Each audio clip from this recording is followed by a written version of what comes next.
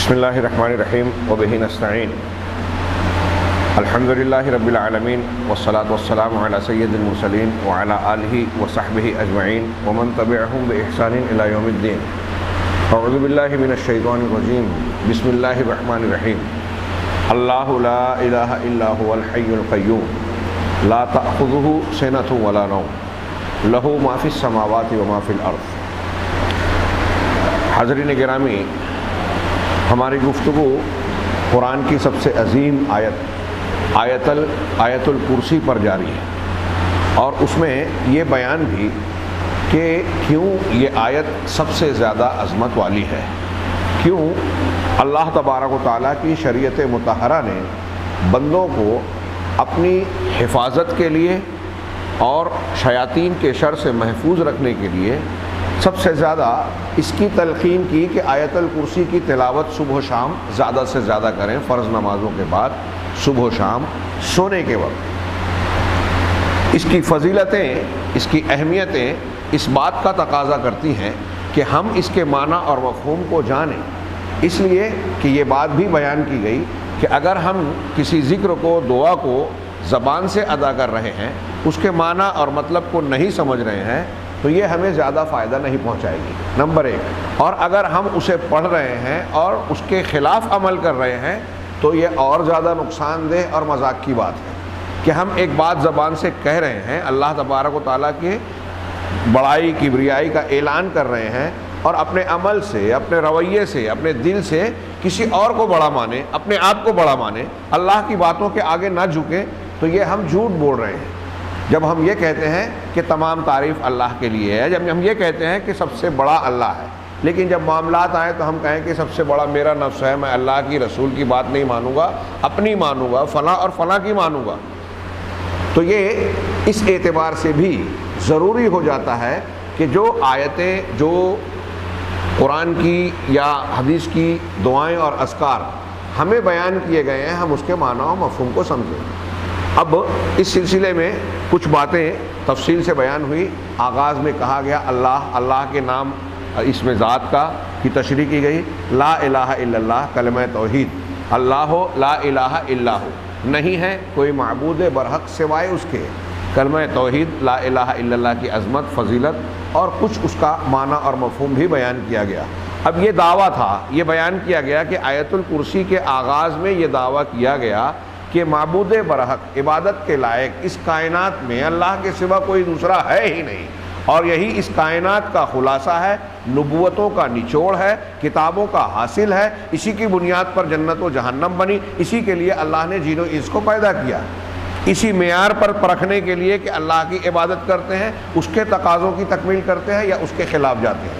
یہ میں نے پچھلی باتوں کا تھوڑا سا یاد دہانی کے لیے اعادہ کیا. اب اس دعوے کی تصدیق کے لیے اللہ نے فوراً کہا الحی، اللہ کے سوا کوئی معبود برحق نہیں ہے. کیوں؟ اس لیے کہ وہ الحی ہے، اس کی وہ زندہ ہے، زندہ و جاوید ہے. کیسی زندگی؟ دنیا کی دیگر مخلوقات کی زندگیوں کی طرح نہیں، بلکہ اللہ تبارک و تعالیٰ کی زندگی وہ ہے جسے ماضی میں، مستقبل میں، حال میں نہ فنا ہے، نہ عدم ہے، نہ زوال ہے، نہ اس کی زندگی میں کوئی کمی ہے. زندہ رہنے کے لیے جن جن خوبیوں کی، صفات کی اور قوتوں کی ضرورت ہے، وہ اللہ تبارک و تعالیٰ کی ذات میں کمال کے درجے کو پہنچی ہوئی ہے. میں اکثر کہتا ہوں کہ جب ہم اللہ کے لیے کہتے ہیں نا اس کی صفات کامل ہے یا کمال کے درجے کی ہے، تو اس کمال کو اچھی طرح دماغ میں بٹھا لیجئے. کمال کا معنی ہوتا ہے پورا ہونا، اور اللہ کے لیے جب ہم کہتے ہیں کہ اس کی ہر صفت کامل درجے کی ہے، تو دماغ میں یہ رکھنا چاہیے کہ اگر ایک بال برابر بھی اس کی ضد آ گئی تو کمال میں کمی آ جائے گی. یعنی اگر مثال کے طور پہ ہم کہتے ہیں کہ اللہ علیم ہے، علم والا ہے، اللہ قدیر ہے، قدرت والا ہے، قادر اور قدیر ہے. اگر پوری کائنات میں ہم تصور کریں کوئی ایک چھوٹا سا کام یا چھوٹی سی کوئی بات ہمارے ذہن میں ایسی آئے کہ اللہ ایسا نہیں کر سکتا، تو وہ چھوٹا سا کام جو نہیں کر سکتا وہ اللہ کی قدرت سے باہر ہو گیا. اور جب قدرت سے باہر ہو گیا تو یہ کہیں گے کہ اس کی قدرت میں کمی آ گئی، اور جب کمی آ گئی تو کمال نہیں رہا، کامل نہیں ہوا. اسی لیے جب ہم یہ کہتے ہیں کہ اللہ اپنی قدرت میں کامل ہے، اس کی قدرت کاملہ، تو اس کا مطلب یہ ہے کہ کوئی ایک چھوٹی سے چھوٹی چیز بھی جو چیز ہے، جو ممکن بات ہے، وہ اللہ تبارک و تعالیٰ کی قدرت سے باہر نہیں ہے، ہو بھی نہیں سکتی۔ جب ہم کہتے ہیں کہ اللہ تعالیٰ کا علم علم کامل ہے، اللہ کی حکمت حکمت کاملہ ہے، تو حکمت کی ضد نادانی، دانائی کی ضد نادانی ہے، حکمت کی ضد بے وقوفی ہے۔ حماقت، بے وقوفی، نادانی ایک بال برابر بھی اللہ کے لیے ہم مانے یہ جائز نہیں ہے۔ اگر تھوڑی سی بھی مانے تو یہ اس کی حکمت میں کمی آ جائے گی، کامل نہیں رہ جائے گی اس کی حکمت۔ پوری کائنات کا ایک ایک بال، ایک ایک ذرہ جو دکھائی دیتا ہے کھلی آنکھوں سے، جو نہیں دکھائی دیتا، وہ ساری چیز اللہ کے علم میں ہے۔ اگر کوئی ایک چھوٹی سے چھوٹی چیز آپ یہ کہیں گے کہ یہ علم سے باہر ہو گئی، تو جتنی باہر ہوئی اتنی کمی آ گئی، اتنا نقص آ گیا۔ اور ہم کہتے ہیں کہ اللہ نقص سے پاک ہے، اس کی صفات میں، خوبیوں میں کمال ہے۔ اس لیے یہ معنی، یہ مفہوم دماغ میں رکھیے کہ اللہ تعالیٰ کے لیے جب ہم کہتے ہیں کہ اس کی ساری صفات بدرجہ اتم، بدرجہ کمال خوبیاں موجود ہیں، تو اس میں کسی کمی کا تصور نہیں کیا جا سکتا۔ اب ہم کہہ رہے ہیں الحی، تو حیات، اللہ کا زندہ ہونا، حیات حیات کاملہ ہے۔ نہ ماضی میں کبھی عدم تھا، نہ مستقبل میں عدم ہوگا، نہ زندگی کی کسی صفت اور کسی کام میں کوئی کمی ہے، نہ اس کو فنا ہے نہ زوال ہے۔ اور دنیا میں بہت سارے لوگ جیسے ہم زندہ ہیں، پہلے نہیں تھے، مستقبل میں نہیں ہوں گے۔ ہم زندہ ہیں لیکن ہماری زندگی کامل نہیں ہے، انتہائی انتہائی انتہائی ناقص ہے، اللہ کی زندگی کے مقابلے میں کوئی مقابلہ ہی نہیں ہے۔ ہم سوتے بھی ہیں، بے ہوشی کے شکار ہوتے ہیں، بے ہوشی مطلب غفلت کے شکار ہوتے ہیں، ہمارے اندر بہت ساری کمیاں ہیں، بیمار بھی پڑتے ہیں اور نہ جانے کیا کیا، اور ہم دیکھتے ہیں تو دیکھنا ہمارا ادھورا ہے، سننا ہمارا ادھورا ہے۔ پچھلے درس میں نے اس کی تفصیل بیان کی، ہاں مجھے کچھ چہرے نئے دکھے اس لیے میں نے کچھ باتوں کا اعادہ کر دیا۔ تو پہلے اللہ لا الہ الا ہو، اللہ اس کے سوا کوئی معبود برحق نہیں ہے۔ کیوں نہیں ہے؟ اس لیے کہ وہ زندہ ہے، اور جیسے اللہ زندہ ہے کوئی اور نہیں ہے۔ پتہ یہ چلا کہ وہ عبادت کے لائق نہیں ہے جو مردہ ہے، یا وہ جو مردہ ہو سکتا ہے، جو ماضی میں نہیں تھا یا مستقبل میں مر جائے گا۔ جو زندہ ہے لیکن مر جائے گا وہ عبادت کے لائق نہیں ہے۔ اسی طریقے سے کچھ ایسے ہیں جو زندہ ہی نہیں ہیں، جمادات ہیں، پہاڑ، پیڑ، پودے، جن کو بہت سارے لوگ پوچھتے ہیں، پتھروں کو اور نہ جانے کن کو، تو وہ زندہ ہی نہیں ہیں۔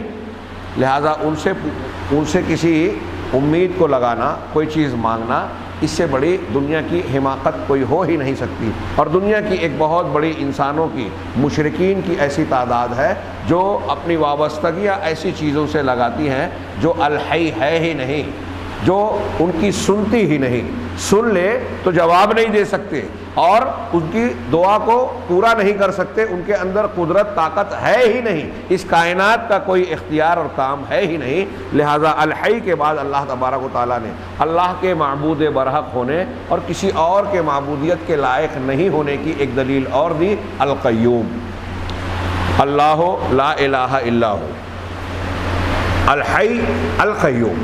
یہ دو نام میں نے اس سے پہلے بیان کیا کہ بعض علماء کا کہنا ہے، محققین کا، کہ یہ دونوں مل کر اللہ کا وہ اسم اعظم ہے کہ اگر اس کے حوالے سے دعا مانگی جائے تو دعا قبول ہوتی ہے، اور اگر اس کے حوالے سے اللہ سے سوال کیا جائے تو اللہ اس سوال کو پورا کرتا ہے۔ اللہ کے نبی صلی اللہ علیہ وسلم شب و روز میں کئی مرتبہ بار بار جو دعا مانگتے تھے تو یہ کہتے تھے، آپ سے صحیح حدیثوں میں ہے، یا حی یا قیوم برحمتک استغیث، اے حی اے قیوم، میں تیری رحمت کے ذریعے سے مدد مانگتا ہوں، مدد طلب کرتا ہوں۔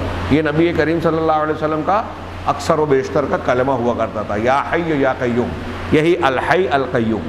الحی یعنی کامل زندہ ذات اللہ ہے، ہاں۔ دوسرا القیوم، القیوم کا معنی کیا ہے؟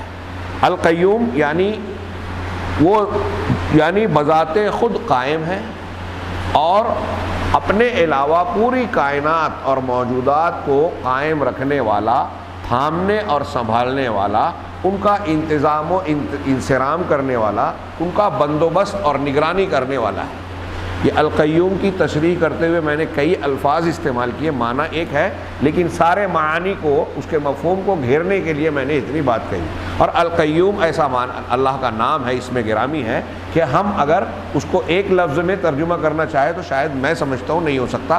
عربی میں بھی اس کی تشریح کرتے ہوئے اہل علم بیان کرتے ہیں القیوم هو القائم بذاتہ والمقیم لغیرہ، کہ قیوم وہ ذات ہے جو بذات خود قائم ہے اور المقیم لغیرہ ہی ہے، یعنی دوسروں کو قائم رکھنے والا، تھامنے اور سنبھالنے والا ہے۔ تھوڑی دیر کے لیے اس معنی پر، اللہ کے اس نام پر غور کیجئے۔ میں نے اس سے پہلے درس میں ایک پہلو یہ بھی پیش کیا کہ اللہ کی پہچان، عظمت، کبریائی، توحید ہمارے دلوں میں مضبوط صحیح اس وقت ہوگی جب ہم اللہ کو پہچانیں گے، اور اللہ کو پہچاننے، اس کی معرفت حاصل کرنے کا سب سے بہترین ذریعہ اس کے اسماء و صفات ہیں، اور قرآن نے بلا وجہ ہی بار بار اللہ کے ناموں کو، اللہ کی صفات کو بیان نہیں کیا ہے۔ اس کی وجہ ہے، اس کے فائدے ہیں کہ ہم اپنے رب العالمین کو پہچانیں، اس کی عظمت و کبریائی کو جانیں۔ بار بار بار بار ہر آیت کے آگے پیچھے جو اللہ کے نام آتے ہیں، کیوں آتے ہیں؟ یہ بے فائدہ نہیں ہے، اس کا ان ناموں کا سیاق و سباق سے، آیتوں کے مضمون سے بھی تعلق ہے، اور اس سے اللہ تبارک و تعالیٰ کا تعارف اور پہچان ہمیں حاصل ہوتی ہے۔ اور جب ہم اللہ کی پہچان اور معرفت حاصل کرتے ہیں تو اس کی توحید، اس کی عظمت کا سکہ ہمارے ذہن و دماغ میں بیٹھتا ہے۔ یہ کوئی معمولی بات نہیں ہے، یہ اللہ رب العالمین، کائنات کی کوئی چیز اللہ تبارک و تعالیٰ کے مقابلے میں اہمیت کی حامل نہیں ہو سکتی۔ اس لیے ایک بندہ مومن کے نزدیک اللہ کی ذات، اس کی صفات، اس کے افعال، اس سے متعلقہ باتیں کائنات کی تمام چیزوں سے زیادہ اہمیت کی، دلچسپی کی بات ہونی چاہیے۔ لہذا پوری توجہ سے سنیں کہ القیوم اللہ کا کہ اسماء حسنہ میں سے نام ہے۔ یہاں توحید کی دوسری دلیل کے طور پر آیت الکرسی میں اللہ تبارک و تعالیٰ نے اسے پیش کیا کہ وہ القیوم ہے، یعنی بذات خود قائم ہے اور اپنی ساری مخلوق کو قائم رکھنے اور تھامنے والا ہے، یعنی اپنی ذات میں۔ اب یہاں ایک بات غور کیجئے، یہ جو ترجمہ ہم نے کیا کہ بذات خود قائم ہے اور کائنات کو قائم رکھنے والا، تو تھوڑی آپ اور ہم یا کسی ہستی اور مخلوق کے بارے میں تھوڑی دیر کے لیے غور کریں کہ کیا ہم بذات خود قائم ہیں؟ بتائیے، ہم بذات خود قائم ہیں، کسی کے محتاج نہیں ہیں؟ نہیں۔ ہم ایک سانس بھی اگر اللہ نہ چلائے، آکسیجن نہ دے، ہمارے پھیپھڑے کو نہ چلائے، ہمارے آرگنز کو نہ چلائے، تو ایک سانس نہیں لے سکتے۔ ہم اپنی ایک ایک سانس میں اللہ کے محتاج ہیں، اور ہم ہی کیا، یہ پیڑ پودے، درخت، یہ عمارت جو کھڑی ہوئی ہے، یہ پنکھے جو چل رہے ہیں، وہ چاہے ہم نے بنائے الیکٹرانکس یا کوئی بھی، کائنات کی کوئی بھی چیز، کوئی درخت، پیڑ، پہاڑ، پودے، آسمان، زمین، سمندر، ہاں، یہاں تک کہ اللہ تبارک و تعالیٰ کی سب سے بڑی مخلوق عرش عظیم، یہ ساری کی ساری چیزیں اپنے موجود رہنے میں، اپنے قائم رہنے میں اللہ تبارک و تعالیٰ کی قیومیت کے سنبھالنے کے محتاج ہیں۔ یا ایھا الناس انتم الفقراء الی اللہ واللہ هو الغنی الحمید۔ اللہ تبارک و تعالیٰ نے فرمایا، اے دنیا کے لوگوں، تم سب کے سب اللہ کے در کے بھکاری ہو، فقیر ہو۔ اللہ تبارک و تعالیٰ کی ذات ہی صرف ایسی ہے جو غنی اور بے نیاز ہے۔ اللہ تبارک و تعالیٰ کی ذات کو کسی کی کوئی حاجت اور ضرورت نہیں ہے۔ قرآن کی اس آیت کو یہ انسانوں سے خطاب ہے، ان اللہ یمسک السماوات والارض ان تزولا، کہ اللہ تبارک و تعالیٰ ہی کی وہ ذات ہے، بلا شبہ اللہ تعالیٰ آسمانوں اور زمین کو تھامے ہوئے ہے کہ وہ ٹل نہ جائیں، ڈول نہ جائیں۔ یہ آسمان زمین جو انتہائی سکون سے چل رہے ہیں، ہم یہاں بیٹھے ہیں، زندگی گزارتے ہیں، ہلتا ڈلتا نہیں ہے یہ معاملہ، اس میں ڈگمگاہٹ نہیں ہے، نہ آسمانوں میں کوئی اس طرح کی بات ہے کہ یہ آپس میں ٹکرا رہے ہیں۔ یہ جو انتہائی زبردست قسم کا نظام جاری ہے، نظام زمین جو ہے اپنی محوری گردش پر، مداری گردش کر رہی ہے، محوری گردش پر قائم ہے، اس میں چند لمحوں کا بھی فرق نہیں پڑتا۔ اسی کی بنیاد پر ہم کیلنڈر بناتے ہیں، دن اور رات کا نقشہ بناتے ہیں، ہماری یہ گھڑیاں چلتی ہیں کہ جس کی بنیاد پر 24 گھنٹے کا دورانیہ بالکل ٹھیک ٹھاک چلتا ہے، کب سورج نکلے گا، کب ڈوبے گا، اسی کی بنیاد پر یہ سب کیوں ہیں؟ اس لیے کہ اللہ تبارک و تعالیٰ نے کائنات کا جو نظام بنایا ہے اس طرح سے تھامے ہوئے ہے کہ کوئی بھی چیز ایک لمحے کے لیے آگے پیچھے ہوتی نہیں ہے۔ یہ اس کا بندوبست ہے، انتظام ہے۔ اللہ نے کہا کہ آسمانوں اور زمین کو اللہ ہی ہے جس نے تھامے رکھا ہے کہ یہ ٹل نہ جائیں، اور اگر وہ ٹل جائیں تو پھر اللہ کے سوا اور کوئی ان کو تھام بھی نہیں سکتا۔ قرآن نے کہا کہ ان اللہ یمسک السماوات والارض ان تزولا وَلَئِن زَالَتَا إِنْ أَمْسَكَهُمَا مِنْ أَحَدٍ مِنْ بَعْدِهِ إِنَّهُ كَانَ حَلِيمًا غَفُورًا۔ یہ آسمان زمین کو وہ تھامے رکھے ہیں، ٹل نہیں رہے ہیں، ڈگمگا نہیں رہے ہیں، ڈول نہیں رہے ہیں، اور اگر اللہ نے انہیں ڈولتا چھوڑ دیا یا ان کو نہیں سنبھالا تو اللہ کے علاوہ کسی کی طاقت قوت ہے جو ان کو تھام لے وے؟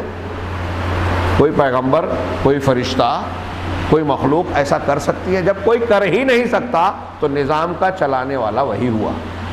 ہاں، اب تھوڑی دیر کے لیے یہاں سوچئے القیوم میں اللہ تبارک و تعالیٰ کا کیا کیا معنی آ جاتا ہے۔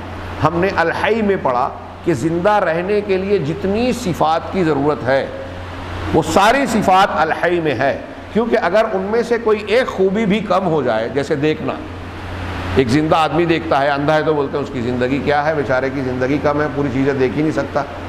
تو دیکھنا زندگی کے لیے ضروری ہے، سننا ضروری ہے، قدرت رکھنا ضروری ہے، تو ساری ذاتی صفات اللہ میں پوری پوری ہے، تبھی اس کی حیات یعنی زندگی مکمل ہے، اس میں کوئی کمی نہیں ہے۔ ایسے ہی القیوم پر آپ غور کریں کہ الحی پورا پورا ہونے کے لیے اس کی ذاتی صفات ضروری تھی، تو القیوم پورا پورا ہونے کے لیے کائنات کو سنبھالنے کے لیے اس کے اندر کیا کیا ہونا چاہیے جو دوسرے میں نہیں ہے؟ ہاں، یعنی قدرت ہونی چاہیے، اس کائنات کو سنبھالے رکھنے اور تھامے رکھنے کی طاقت ہونی چاہیے نا، تبھی تو تھامے گا۔ ایک سمپل بات ہے، لاجک ہے۔ ہاں، اگر میں بول رہا ہوں کہ یہ عمارت فلاں فلاں معمار نے، ہمارے یہاں جس کو گونڈی بولتے ہیں، نے بنائی ہے، تو اب یہ بنی بنائی چیز اس کی سامنے آپ کے موجود ہے، تو کیا آپ یہ سوال کریں گے کہ اس کو عمارت بنانا مستری کا کام یا گونڈی کا کام آتا ہے کیا؟ آپ سوال کریں گے؟ اس کی کام کی ہوئی ایک عمارت سامنے موجود ہے، تو آپ یہ سوال نہیں کریں گے نا۔ تو اب اللہ تبارک و تعالیٰ نے کائنات کو بنایا ہے، کائنات کو سنبھالے ہوئے ہے، تو یہ سنبھالا ہوا ہونا کس بات کی دلیل ہے؟ کہ وہ بنانے پر قدرت رکھتا تھا، ہے، اور اس کو سنبھالنے کی قدرت رکھتا ہے، تبھی تو سنبھالے ہوئے۔ اگر ایک لمحے کے لیے اس کا سنبھالنا چھوڑ دے وہ، تو یہ زمین، سورج، چاند، ستارے، آسمان، سارا کا سارا نظام تہس نہس ہو جائے۔ ہاں، کیا ہے وہ قرآن کی آیت کہ لو کان فیہما آلہۃ الا اللہ لفسدتا، بڑی زبردست قرآن کی آیت کہ اگر اس کائنات میں، آسمان اور زمین میں اللہ کے سوا اور بھی معبود ہوتے، آلہۃ کا لفظ ہے، کئی معبود ہوتے، تو لفسدتا، یہ دونوں ترہم برہم ہو جاتے، کائنات سنبھلتی ہی نہیں۔ ایک دوسری توحید کی دلیل پیش کی جا رہی ہے کہ اگر دو ہوتے آلہہ، ہاں، ایک سے زیادہ ہوتے، تو ایک بولتا سورج کو ادھر سے نکل کے ادھر ڈوبنا چاہیے، ایک بولتا ادھر سے نکل کے ادھر ڈوبنا چاہیے۔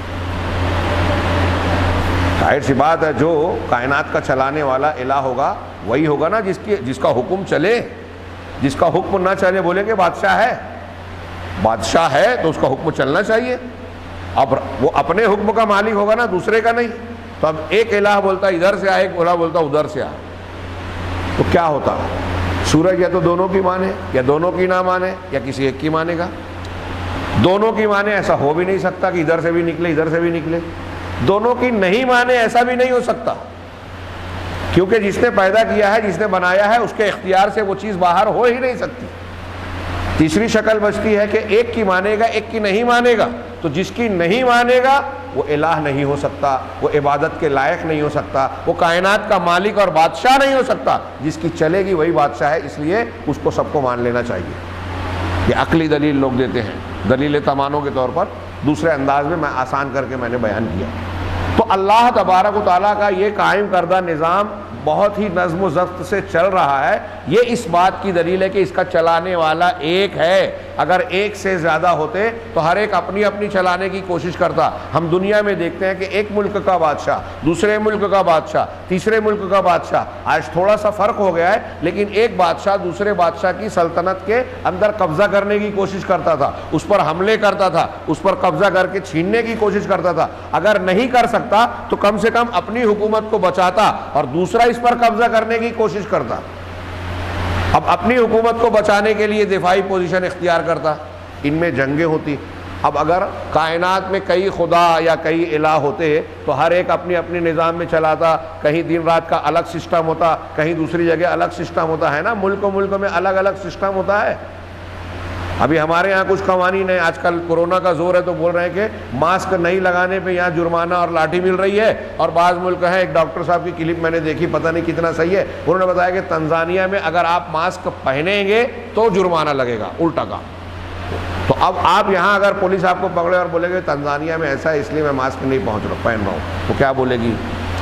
ہم لیفٹ رائٹ اور لیفٹ سائڈ سے چلتے ہیں ہندوستان میں، ہاں، اور یورپ میں، سعودی عرب میں داہنی جانب سے چلتے ہیں۔ اب ہم داہنی جانب سے چلیں اور چالان بنا دے پولیس والا، ٹریفک والا آپ کو پکڑے، آپ کہیں گے کہ بھائی سعودی عرب میں تو رائٹ ہینڈ سے رائٹ طرف چلتے، تو کہیں گے کہ وہ وہاں کا الگ قانون ہے، یہاں کا الگ قانون ہے۔ تو جیسے یہاں ملک میں الگ الگ قانون نظر آ رہا ہے، کیا ہم کو اس کائنات میں الگ الگ قانون، نظام، سسٹم دکھائی دے رہا ہے؟ نہیں۔ اس کا مطلب اس پوری کائنات کا نظام چلانے والا، سورج نکالنے والا، ڈبانے والا، ہاں، زمین کو چلانے والا، موسموں کو تبدیل کرنے والا، سمندروں کو بہانے والا، ان کے پانی کو اکٹھا کرنے والا، مچھلیوں کو، ہواؤں کے پرندوں کو، زمین کی خشکی کے جانوروں کو، سب کی دیکھ بھال، ان کی روزی کا انتظام کرنے والا ایک ہی ہے، وہی القیوم ہے۔ اب تھوڑی دیر کے لیے سوچئے کہ القیوم کائنات کو تھامنے سنبھالنے والا، اس کا بندوبست کرنے والا، اس کا مطلب آسمان ٹکا ہوا ہے اس کے سامنے سنبھالنے سے، سورج ٹکا ہوا ہے اس کے تھامنے سنبھالنے سے، عرش ٹکا ہوا ہے اس کے تھامنے سنبھالنے سے، ہم اور آپ ٹکے ہوئے اس کے تھامنے سنبھالنے سے، ہماری سانسیں چل رہی ہے اس کی قیومیت سے۔ تو ایک ایک چیز جب وہ چلا رہا ہے تو سوچئے کہ اس کو کتنی قدرت، طاقت کی ضرورت ہے۔ القیوم کے اندر میں سمجھانا یہ چاہ رہا ہوں کہ اللہ تبارک و تعالیٰ کی تمام فعلی صفات آ جاتی ہیں۔ اللہ الحی ہم نے پڑھا، الحی کے اندر اللہ تبارک و تعالیٰ کی تمام ذاتی صفات آ گئی، دیکھنا، سننا، علم رکھنا وغیرہ۔ اور القیوم، چونکہ قیوم کے معنی ہم نے بذات خود قائم اور دوسروں کو قائم رکھنے والا ہے، تو دوسروں کو قائم رکھنے کے لیے قدرت کی ضرورت ہے، دوسروں کو قائم رکھنے کے لیے حکمت کی ضرورت ہے، بندوبست اور سارے چیزوں کا نظام چلانے کے لیے تدبیر یعنی مدبر ہونے کی ضرورت ہے۔ تو یہ ساری خوبیاں اللہ کے اندر ہے، تب تو یہ کر رہا ہے نا۔ میری بات سمجھ میں آ رہی ہے؟ القیوم میں اس طریقے سے آپ غور کرتے جائیں گے تو القیوم میں اللہ تبارک و تعالیٰ کی تمام عملی، فعلی صفات آ جاتی ہیں، یعنی اللہ تعالیٰ کائنات کو سنبھالنے کے لیے جن جن خوبیوں کی ضرورت ہے ان تمام خوبیوں کا مالک ہے، اس کے اندر ان خوبیوں میں کوئی کمی، کوئی خامی، کوئی نقص نہیں ہے۔ اب تھوڑی دیر کے لیے اس کو برخلاف دیکھیے کہ کیا اللہ کے علاوہ کائنات میں کوئی اور ہستی، کوئی اور ذات، یہاں تک کہ انبیاء، فرشتے، جن اور کوئی مخلوق ایسی ہے جن کو لوگوں نے گڑھ لیا ہے دماغ میں دیوی دیوتا کے نام پہ؟ اگر مان بھی لیا جائے تو وہ تو ہے نہیں۔ ہاں، بعض لوگوں کا کہنا ہے، ایمان بالملائکہ میں کے دروس میں نے بیان کیا کہ ہندو دھرم میں جو دیوی دیوتا کا تصور ہے، یونانیوں کے یہاں، یورپ والوں کے یہاں، جو ان کے یہاں کچھ اس قسم کے تصورات ہیں، وہ دراصل آسمانی کتابوں میں جو فرشتوں پر ایمان کا عقیدہ تھا اسی کی بگڑی ہوئی شکل ہے۔ فرشتوں کو، جس کو یونانی لوگ ڈیوس وغیرہ کہتے تھے، اسی کو ڈیوس کو ہندوستان میں دیو بنا دیا گیا اور دیو کو ڈپارٹمنٹ تبدیل کر دیا گیا، جبکہ قرآن اور توریت انجیل کی کتابیں کہتی ہیں کہ اللہ تعالیٰ نے مختلف فرشتوں کو بنایا تو فرشتوں کو الگ الگ کام دیا۔ بارش کے فرشتے الگ ہیں، روح نکالنے والا فرشتہ الگ ہے، ہاں، منکر نکیر جو عذاب قبر دیتے ہیں وہ فرشتے الگ ہیں، عذاب والے فرشتے الگ ہیں، اور ایسے نیکیوں کے فرشتے الگ ہیں، ذکر کی مجلس کو گھیر دینے والے فرشتوں کی ٹولیاں الگ ہوتی ہیں، اللہ تبارک و تعالیٰ کا ذکر کرنے والے روزانہ 70 لاکھ جو ہے فرشتے جو ہیں وہ بیت المعمور میں داخل ہوتے ہیں، آسمان میں، حدیث معراج میں، اور اللہ کے رسول نے بیان کیا وہ فرشتے، اور ایسے بے شمار فرشتے ہیں۔ آسمان میں 4-5 انگلیوں کی جگہ بھی نہیں ہے جہاں کوئی فرشتہ سجدے رکوع میں نہ ہو، اور اس کی وجہ سے آسمان چرچرا رہا ہے، یہ حدیث کے مفہوم میں بیان کر رہا ہوں۔ تو یہ جو اللہ تعالیٰ نے مختلف فرشتوں کو مختلف کام دے دیا، یہی بعد میں دوسرے مذہب والوں نے شرک کرتے ہوئے اپنے عقیدے کو بگاڑ کر یہ تصور بنا دیا کہ یہ بارش کا دیوتا ہے، یہ صبح کی دیوی ہے، یہ آگ کا دیوتا ہے، یہ فلاں کا دیو ہے، یہ آشا ہے، یہ جو ہے سوریہ دیوتا ہے، یہ فلاں ہے، یہ فلاں ہے، یہ اوشا ہے۔ الگ الگ دیوی دیوتا کو ڈپارٹمنٹ باندھ کے کہا کہ یہ ان کے ہاتھ میں ان کی قوت اور اختیار کی چیز ہے۔ یہ فرشتوں کو اللہ تبارک و تعالیٰ نے مختلف کاموں پر مامور کیا ہے۔ اس کو انہوں نے ایسا، میں یہ القیوم کے معنی میں اس لیے بیان کر رہا ہوں کہ اللہ تبارک و تعالیٰ نے فرشتوں کو جو ذمہ داریاں دی ہیں یہ اس کی حکمت مصلحت ہے۔ فرشتے اس کی ایک مخلوق ہیں لیکن وہ ان کو کوئی اختیار نہیں ہے۔ قرآن نے ان کے بارے میں کہا کہ یفعلون ما یؤمرون، فرشتے وہی کام کرتے ہیں جن کا ان کو حکم دیا جاتا، ان کو خود کوئی اختیار نہیں ہے۔ آپ کسی فرشتے سے بولو کہ میرا کام بنا دے، بگاڑ دے، یہ نہیں ہو سکتا۔ فرشتے وہی کام کرتے ہیں جو اللہ تعالیٰ کا حکم ہوتا ہے، لہذا وہ بندے ہیں، معبود نہیں ہیں، ان کو خود کوئی پاور اور اختیار نہیں ہے۔ اب آپ نے دیوی دیوتا کا نام دے کر انہی کو پوجنا شروع کر دیا، انہی سے مانگنے لگے، انہی سے امید لگانے لگے، انہی سے دل میں ڈر پیدا کر لیا، یہ شرک ہے۔ میرے پاس اس سے پہلے میں بعض دروس میں بیان کیا کہ ایک داعی کا فون آیا تھا کہ کوئی پڑھا لکھا ہندو تھا، مذہبیات پر اسٹڈی کیا ہوا، اس سے گفتگو ہوئی شولہ پور میں ہمارے ایک داعی کی، وہ دعوت دے رہے تھے اسلام کی، تو اس نے یہی سوال کیا کہ بھائی آپ ہم کو مشرک کہہ رہے ہو دیوی دیوتا کو پوجنے کی وجہ سے، لیکن آپ بھی تو فرشتوں کو مانتے ہو کہ وہ بارش کے فرشتے ہیں، فلاں کا فرشتہ ہے، تو مطلب ان کے اندر طاقت قوت ہے۔ تو انہوں نے فون کر کے مجھ سے سوال کیا کہ مجھے اسے مطمئن کرنے کے لیے کیسے جواب دینا چاہیے۔ تو یہی جو میں نے ابھی کچھ باتیں بتائی، اس کو اور کچھ باتوں کو بیان کیا کہ اس میں بنیادی سطح پر یہ بیان کرنے والی بات ہے کہ فرشتوں کا اللہ تعالیٰ محتاج نہیں ہے۔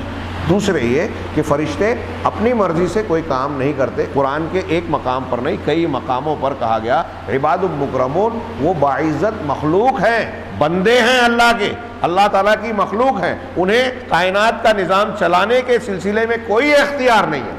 اگر روح نکالنے والا فرشتہ ہے تو کسی انسان بلکہ کسی جانور کی روح بھی نہیں نکال سکتا اس وقت تک جب تک اللہ حکم نہ دے، اور اللہ جس ٹائم جیسے بولا ہے، جیسے حکم دیا ہے، اس سے ایک سیکنڈ پہلے، ایک سانس پہلے بھی نہیں نکال سکتا، ایک سانس بعد بھی نہیں نکال سکتا۔ جب جیسے کہا ہے تب ویسے ہی کرنا ہے۔ تو وہ غلام ہوا یا آقا ہوا؟ آقا تو وہ ہوا نا جس کا حکم چل رہا ہے۔ تو فرشتے بھی غلام ہیں، بندے ہیں اللہ کے۔ تو بہرحال القیوم کی ذات کائنات کا نظام چلانے والی اور ساری چیزوں کو سنبھالنے والی ہے۔ یہ میں نے کچھ تشریح کی۔ ہاں، میں کل انشاءاللہ یہ میرے آیت الکرسی توحید کے دلائل و براہین، میرے اپنا سعودی عرب کے عقیدے کے استاد شیخ عبدالرزاق بن عبد المحسن البدر ہیں، ان کی کتابچے کا میں نے ترجمہ کیا ہے، اس کا دوسرا ایڈیشن ہے، انشاءاللہ کل لاؤں گا۔ درس کے جتنے شرکا ہیں سب کو دے کر یہ چاہوں گا کہ آیت الکرسی سے متعلق جو اس میں بیان انہوں نے پیش کیا ہے توحید کے دلیل کے طور پر، اسے اچھی طریقے سے پڑھیں، اپنے گھر والوں کو بھی پڑھائیں۔ انشاءاللہ میں کل ہر ایک کو یہ دوں گا۔ اس میں بھی القیوم کی تھوڑی تشریح ہے۔ یہاں دکتور ربیع، علامہ ربیع صاحب نے بہت اختصار کے ساتھ القیوم کا معنی بتایا ہے، میں اس کو پیش کرتا ہوں۔ القیوم والقیوم، اور اللہ کا نام القیوم، القائم بنفسہ، جو اپنے بذات خود قائم ہے، والقائم علی کل شیء، اور ہر چیز پر قائم ہے، یعنی ہر چیز کو قائم رکھنے والا ہے۔ القیوم نام ہے۔ حدیثوں میں اس اللہ کے لیے قیم اور قیام کا لفظ بھی آیا ہے۔ ایک بخاری مسلم کی ایک بڑی اچھی حدیث ہے، اور اس حدیث کی تشریح میں بھی شیخ عبدالرزاق کا ایک مستقل کتابچہ ہے، بڑا شاندار، اللہ کی توحید، عظمت، کبریائی اور ایمانیات کو اس میں بڑے اختصار سے، بڑے پیارے انداز میں بیان کیا ہے۔ تو اس میں اللہ کے رسول صلی اللہ علیہ وسلم کا ایک دعا ہے کہ جب آپ تہجد کے لیے رات میں اٹھتے تھے تو کیا پڑھتے تھے۔ کئی دعائیں ہیں، بڑی شاندار، تھوڑی سی لمبی ہے لیکن بڑی شاندار۔ اللہم لک الحمد انت قیم السماوات والارض ومن فیہن ولک الحمد انت نور السماوات والارض ومن فیہن ولک الحمد انت ملک السماوات والارض ومن فیہن۔ بعض روایتوں میں یہ بھی ہے ولک الحمد انت رب السماوات والارض ومن فیہن ولک الحمد انت الحق ووعدک الحق وقولک حق ولقاؤک حق والجنت حق والنار حق والنبیون۔ یہ پوری لمبی دعا ہے۔ اللہ کے رسول تہجد میں جیسے ہم ثنا پڑھتے ہیں تو تہجد شروع کرتے ہوئے یہ پڑھتے تھے۔ اس کا پہلا جملہ جو بخاری مسلم میں ہے، اللہم لک الحمد انت قیم السماوات والارض ومن فیہن، اے اللہ تمام تعریف تیرے لیے ہے، تو ہی آسمانوں اور زمینوں کا قائم رکھنے والا، تھامنے سنبھالنے والا ہے، اور ان کے درمیان کی تمام چیزوں کا۔ اس ایک دلیل پر غور کیجئے۔ ہاں، اس ایک دلیل پر غور کیجئے. اللہ تبارک و تعالیٰ کی توحید کے لیے صرف یہی ایک دلیل میں سمجھتا ہوں کافی ہے. ہاں یہاں انہوں نے ایک بات پیش کی تھی، میں نے جس کے لیے کھول کر رکھا تھا وہ بھول گیا، کہ توحید کی دلیل یہ پوری کائنات کا نظام اللہ سنبھالتا ہے، کوئی اور ہے ایسا؟ اللہ تعالیٰ نے قرآن میں سورہ رعد میں ایک سوال کیا، افمن هو قائم علی کل نفس بما کسبت وجعلوا للہ شرکاء قل سموہم. یہاں اس کا ترجمہ ہے پھر جس ہستی کے علم و احاطے کا یہ حال ہے کہ ہر جان، دنیا کے ہر شخص کو ہر جان پر نگاہ رکھتی ہے. یعنی اللہ کی صورتحال تو یہ ہے کہ کائنات کی ہر جان، ہر انسان، ہر مخلوق پر جو ہے نگاہ رکھتی ہے کہ اس نے اپنے عملوں سے کیسی کمائی کی، کہ کس نے کیا کام کیا، سب کی نگرانی کر رہا ہے. ہاں وہ کیا ان ہستیوں کی طرح سمجھ لی جا سکتی ہے؟ یعنی اللہ کی ہستی کو ان ہستیوں کی طرح سمجھ لیا جا سکتا ہے جنہیں ان لوگوں نے معبود بنا رکھا ہے. یہ تھوڑی سی تشریح کے طور پر قوس میں ہے، مولانا ابوالکلام آزاد کا ترجمہ ہے. اور انہوں نے اللہ کے لیے شریک ٹھہرا رکھے ہیں. ہاں اے پیغمبر ان سے پوچھئے، قرآن میں اللہ تعالیٰ سوال کر رہا ہے کہ اے پیغمبر ان سے پوچھئے وہ کون ہیں، ان کے اوصاف بیان کرو، ان کے نام تو لو. اللہ تبارک و تعالیٰ نے جس طریقے سے کائنات کی ہر چیز پر نظر رکھی ہے، ہر چیز کو سنبھالے ہوئے ہے، کیا اللہ کے سوا کوئی اور ہے جو ایسا کرے؟ نام تو بتاؤ ذرا کسی کا. کوئی ہے جو سب کو جانتا ہے، سب کو تھامے ہوئے ہے، سب کی ضرورت پوری کر رہا ہے، ایک ایک چیز کو پورا کر رہا ہے، بندوبست کر رہا ہے کائنات کا. اب وہ بڑے سے بڑا پیغمبر ہو، دیکھو وہ پہلے موجود نہیں تھے تب بھی نظام کائنات چل رہا تھا. جب وہ نہیں تھے نظام چل رہا تھا، اس کا مطلب وہ چلانے والے ہو نہیں سکتے. اب پیدا ہوئے، مر گئے، چلے گئے دنیا سے، ابھی بھی نظام چل رہا ہے.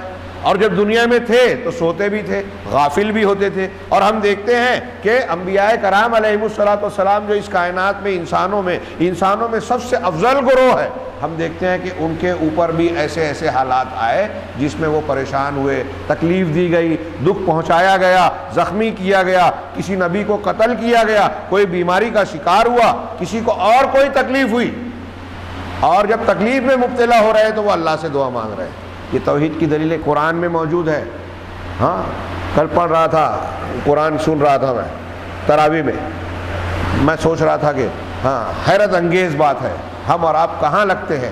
ہاں لوگ قرآن کو بھی، اللہ کے کلام کو بھی سمجھ کر پڑھنے کی توفیق سے محروم ہیں، سمجھتے نہیں ہیں. کتنی واضح دلیل ہے توحید کی. حضرت نوح علیہ السلام سورہ ہود کی تلاوت ہو رہی تھی. نوح علیہ السلام کا واقعہ کہ اپنے بیٹے کے بارے میں اللہ سے کہہ رہے کہ وہ ڈوب گیا، پروردگار تو نے وعدہ کیا تھا کہ میرے اہل و عیال کو بچائے گا اور وہ میرے خاندان کا تھا. اللہ نے سخت ڈانٹ پلائی کہ انہ لیس من اہلک انہ عمل غیر صالح، ہاں انی اعیدک ان تکون من الجاہلین. رونگٹے کھڑے ہو جائیں اگر ہم سمجھ کر پڑھ لیں اس کو، معنی اور مفہوم کو سمجھ. کون ہے نوح علیہ السلام؟ دنیا کا کوئی انسان کتنا بھی بڑا پیر فقیر ولی بن جائے، کسی نبی کے پیروں کی دھول تک پہنچ سکتا ہے؟ نہیں. اور نوح علیہ السلام اولو العزم رسولوں میں سے ایک ہیں، 5 اولو العزم رسولوں میں سے ایک ہیں. جب ان کا بیٹا فنا ہو گیا، مطلب عذاب کا شکار ہوا، حضرت نوح اور ان کے درمیان بات ہو رہی تھی، قرآن نے نقشہ کھینچا ہے وحال بینہم الموج، ان کے درمیان موج آئی اور اس کو بہا لے کے ڈبا دی. حضرت نوح نے اللہ سے گزارش کی کہ میرا بیٹا تھا اور تو نے وعدہ کیا تھا کہ میرے اہل و عیال کو بچائے گا. اللہ نے فوراً جواب دیا کہ وہ تیرے اہل و عیال میں سے نہیں تھا، یعنی تیرے دین پہ نہیں تھا، مشرک تھا، اس لیے خونی رشتے کا اعتبار نہیں ہے. وہ تمہارے اہل و عیال میں سے نہیں تھا، وہ برے عمل والا تھا، مشرک تھا. اور آگے اللہ تعالیٰ نے جو جملہ کہا پیغمبر سے خطاب کر کے کہ میں اے نوح تمہیں نصیحت کر رہا ہوں، انی اعیدک، نصیحت کر رہا ہوں کہ تم جاہلوں میں سے نہ بن جانا، ایسا مطالبہ مت کرو. فوراً حضرت نوح علیہ السلام نے توبہ کی کہ اللہ میں توبہ کرتا ہوں، اگر تو نے معاف نہیں کیا، رحم نہیں کیا تو میں خسارہ اٹھانے والا ہو جاؤں گا. اپنے بیٹے کے لیے کہہ رہے ہیں، دوسروں کی بات چھوڑیے. کون ہے؟ پیغمبر ہے. میں نے عرض کیا تھوڑی دیر کے لیے اس ایک واقعے پر، اس واقعے کی ایک کڑی پر غور کریں ہم لوگ کہ نوح علیہ السلام جیسا اولو العزم رسول بھی، صاحب عزم رسول بھی اللہ تبارک و تعالیٰ کے سامنے اپنے بیٹے کو نہیں بچا سکتے اگر وہ شرک کر رہا ہے. تو کتنا پاور ہے ان کو. کون کائنات کی ہستی ہے جو ہم کو بچا لے گی اللہ تعالیٰ اگر عذاب دینا چاہے؟ کون بچائے گا؟ کس پیر اور فقیر کی قبر پر جا کے تم اللہ تبارک و تعالیٰ کے مقابلے میں کھڑا کر لو گے ان کو؟ سب کے سب اللہ کے محکوم بندے ہیں. اللہ تبارک و تعالیٰ صرف ارادہ کرتا ہے فیصلہ کرنے کا، بھی ہم آگے جانیں گے، تو فرشتے ڈر کے مارے بے ہوش ہو جاتے ہیں، آسمان تھر تھرانے لگتا ہے، لرزش آ جاتی ہے، عرش ہلنے لگتا ہے. یہ بخاری مسلم کی حدیث میں ہے اور اس کی بنیاد قرآن کی آیت میں ہے جو ہم آگے پڑھیں گے. وہ عظمت والا پروردگار، اس کے مقابلے میں دوسروں کو آپ مقام دیں گے، کتنی ظلم اور گستاخی کی بات ہے. یہ کتنا صاف مضمون ہے. اللہ کہہ رہا ہے آیت الکرسی میں اس کے سوا کوئی معبود برحق نہیں ہے. کیوں نہیں ہے؟ اس لیے کہ وہی تو الحی ہے، اس لیے کہ وہی تو قیوم ہے، ساری کائنات کا نظام وہی چلا رہا ہے. کل والی جو اس سے پہلے والے درس میں نے مثال دی تھی، مولانا ثناء اللہ امرتسری نے پنڈت کو جواب دیتے ہوئے کہا تھا انجن اور ڈبوں کے چلنے کا فرق، وہ القیوم کے معنی میں غور کیجیے. ہم دیکھ رہے ہیں اللہ کے دکھانے سے، ہم سن رہے ہیں اللہ کے سنانے سے، ہم جی رہے ہیں اللہ کے جلانے سے. اللہ تبارک و تعالیٰ دیکھنے والا ہے، سننے والا ہے، زندہ ہے، بذات خود کسی کے جلانے دکھانے سے نہیں دیکھ رہا ہے. وہ بذات خود قائم ہے، اس کی خوبیاں ذاتی ہیں. ہماری خوبیاں، پوری مخلوق کائنات کی ہر چیز کی خوبیاں دی ہوئی ہیں، عطائی اللہ کی دی ہوئی ہے. ہماری ساری خوبیاں صفات انتہائی ناقص ہیں، اللہ کی ساری خوبیاں صفات مکمل ہیں، کوئی نقص، کوئی خامی، کوئی جھول، کوئی عیب نہیں ہے. غور کرتے جائیے. القیوم، یہاں صاحب کتاب میں آگے بڑھ رہا ہوں کہ اللہ تبارک و تعالیٰ تمام چیزوں کو قائم رکھنے والا ہے. وقیوم السماوات والارضین، آسمانوں اور زمینوں کا قیوم ہے، ان سب کو تھامے ہوئے ہے، سنبھالے ہوئے ہے. یدبر ھذا الکون، اس کائنات کی تدبیر کر رہا ہے. تدبیر کرنا یعنی اس کا انتظام، موسموں کی تبدیلی، دن اور رات کا نکلنا، زلزلہ، طوفان، زرخیزی اور دوسرے سارے کام. ہاں، کل یوم ہوا فی شان، ہر روز اس کی ایک شان ہے. ہاں، سارے کام اللہ تعالیٰ اس کائنات کے نظام کو چلانے والا کر رہا ہے. وَيُصَرِّفُهُ، اور اس میں تصرف کر رہا ہے. وَهُوَ قَائِمٌ عَلَيْهِ، اور اللہ اس پر قائم ہے. کسی کو عزت دینا، کسی کو ذلت دینا، کسی کو بیمار کرنا، کسی کو شفا دینا. یہ جو اس کائنات میں آج وبا پھیلی ہوئی ہے، ہم اس کو سازش بولیں، ہم اس کو یہ کہیں کہ ان کی فلاں فلاں کی جو ہے کوشش ہے، وہ چاہے جو وجہ بن رہی ہو، لیکن ساری چیزوں کا کرنے والا اصل میں اللہ ہے. اس لیے کہ وہ القیوم ہے، وہ الصمد ہے، وہ رب العالمین ہے. کائنات میں ایک ذرہ اس کی مرضی کے بغیر نہ گرتا ہے، نہ ایک پتا ٹوٹتا اور ہلتا ہے. تو اب سبب چاہے جو بن رہا، مہنگائی بڑھ رہی ہے گورنمنٹ کی پالیسی سے، ٹھیک ہے، گورنمنٹ کی پالیسی وجہ بن رہی ہے، ٹھیک ہے، لیکن اس وجہ کو قائم رکھنے والا، چلانے والا کون ہے؟ اللہ ہے. ایک حدیث میں ہے کہ مہنگائی اور قیمت بڑھانے والی ذات اللہ کی ہے. اس حدیث کا درجہ فی الحال مجھے دھیان نہیں ہے، ہاں وہ اس سے پہلے ذکر کی جا چکی ہے، لیکن اگر درجہ جو بھی ہو، بات تو صحیح ہے. مہنگائی بڑھانے والا اللہ ہے، موت دینے والا اللہ ہے. یہ کورونا پھیل رہا ہے، خوف دہشت پھیلی ہوئی ہے، اللہ ہے. اس سے جو متاثر ہو رہا ہے، ابھی وہ سازش ہو، صحیح ہو، فراڈ ہو، جو بھی ہو، اور جو بچا ہے اللہ کی مشیت. تو کائنات میں جو بھی تصرفات ہو رہے ہیں، حقیقت میں کرنے والا وہ ہے. اب جب ہمارے یہاں، میں ابھی کل کے خطبے میں بھی بولا اور بار بار یہ کہہ رہا ہوں کہ جب مصیبت کے ان اوقات میں ہم کو اللہ کی طرف پلٹنا چاہیے، یاد کرنا چاہیے، اور خاص طور سے رمضان میں، تو ہمارے یہاں لوگ تجزیہ کرنے والے، بات کرنے والے، اس فیکٹر کو جو بنیاد ہے بھول ہی جاتے ہیں. کورونا پھیل رہا ہے اس وجہ سے، فلاں بیماری ہو رہی ہے اس وجہ سے، فلاں ہو رہا ہے. آپ کو اور ہم کو، مومن کو، دوسری کوئی وجہ ہو نہ ہو، اس پر غور کرنا چاہیے کہ ہم سے گناہ ہو رہا ہے، اس لیے ایسا ہو رہا ہے. ہم اللہ کی نافرمانی کر رہے ہیں، اس لیے اللہ تعالیٰ ناراض ہے یا اللہ کی رحمت روٹھی ہوئی ہے. یہ ضرور سوچنا چاہیے. علامہ ابن سیرین کہتے ہیں، تابعی ہیں، آپ نے بارہا نام سنا ہے، ان کے واقعات پڑھے ہیں. وہ کہتے ہیں کہ اگر میری لونڈی، باندھی لونڈی، اگر میری لونڈی میرے ساتھ کوئی بدسلوکی کرتی یا کوئی ایسا کام کرتی جس سے مجھے تکلیف ہو، تو میں یہ غور کرتا تھا کہ مجھ سے اللہ کی نافرمانی والا کون سا کام ہو گیا. میں نے یقیناً کوئی نہ کوئی گناہ کیا ہے، اس کا یہ بدلہ ہے. اب آج ہم مسلمان کتنے مارے کاٹے توڑے پھوڑے جا رہے ہیں.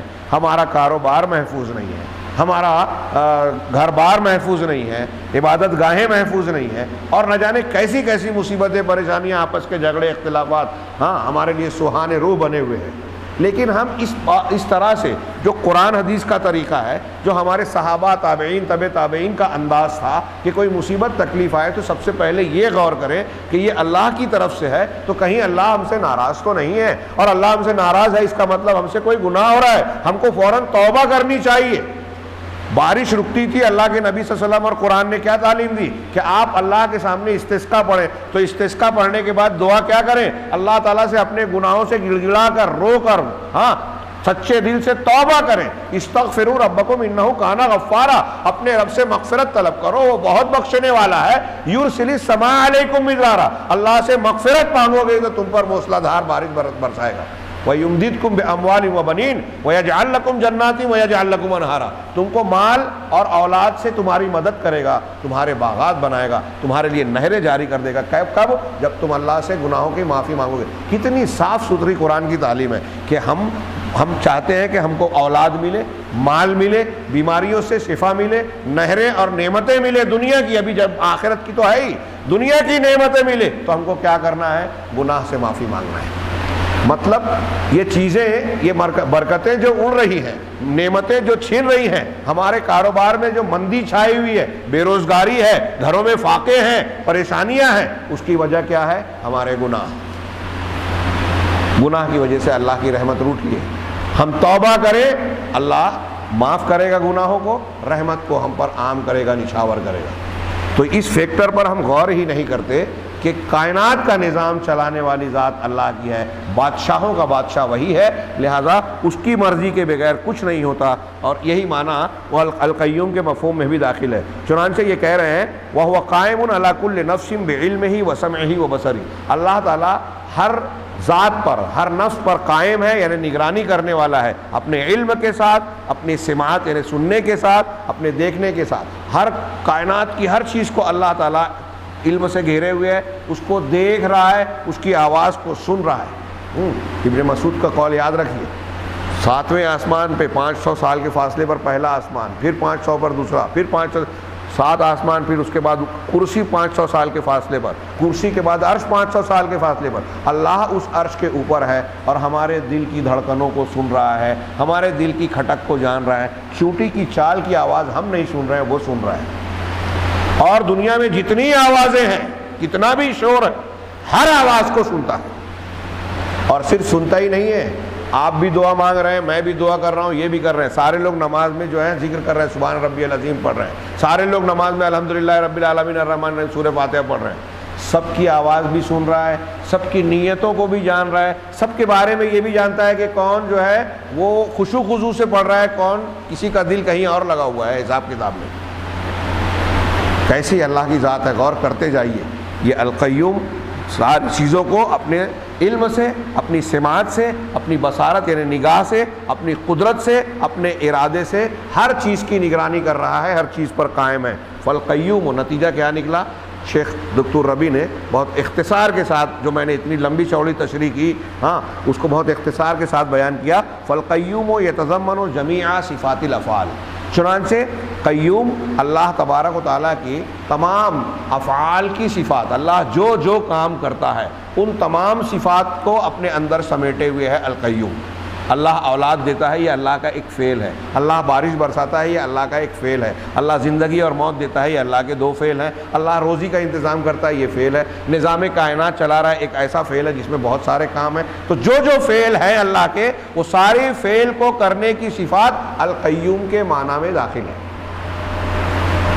تو کہا وَيَتَضَمَّنُ توحید الربوبیت ایضاً، یہ القیوم اللہ تعالیٰ کی ربوبیت کی توحید کو بھی شامل ہے۔ ہم توحید ربوبیت کہتے ہیں، ربوبیت رب ہونا، رب کا معنی کیا؟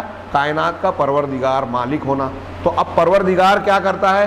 لوگوں کی زندگی اور رہنے کے لیے جن جن چیزوں کی ضرورت ہے وہ سارا انتظام کرنا اس کی ربوبیت کا، اس کی پالن ہاری کا حصہ ہے۔ چنانچہ القیوم میں ربوبیت کا معنی بھی شامل ہے، یتضمن، جو کہ پیدا کرنے، روزی دینے، زندگی دینے، موت دینے اور اس طرح کے تمام کاموں کو شامل ہے ربوبیت کا معنی، اور وہ سارے معنی شامل ہے القیوم میں۔ تو اللہ کے بارے میں کہا، چنانچہ اللہ تبارک و تعالیٰ فعال لما یرید، جو چاہتا ہے وہ کرنے والا ہے، اپنی مرضی کا مالک ہے۔ یہ القیوم کی تشریح انہوں نے مختصراً کی۔ اب الحی القیوم کے بعد میں چاہتا تھا کہ آج ہی یہ بات بھی ہو جائے، لا تأخذہ سنۃ ولا نوم، اللہ زندہ ہے، اور خود قائم اور کائنات کو قائم رکھنے تھامنے والا ہے، اسے نیند اور اونگ چھوتی بھی نہیں۔ لا تأخذہ سنۃ، اسے اونگھ نہیں آتی، ولا نوم، اور نہ نیند آتی ہے. ہاں یہ اللہ کے القیوم اور الحی ہونے کی تکمیل ہے. انشاءاللہ کل ہم اسے لہو ما فی السماوات و ما فی الارض سے ملا کر جانیں گے. بہت اہمیت کی حامل بات ہے. میں چاہتا تھا کہ یہ ٹکڑا بھی آج ہی ہو جائے، لیکن گھڑی کو دیکھ کر میرا دل چاہ رہا ہے کہ آج یہیں بات کو ہم درس کو روک دیں. انشاءاللہ العزیز کل کے درس میں لا تأخذہ سنۃ ولا نوم پر گفتگو کریں گے. اللہ تبارک و تعالی ہمیں صحیح علم اور صحیح عمل کی توفیق دے. وآخر دعوانا ان الحمد للہ رب العالمین، وصلی اللہ علی نبینا محمد.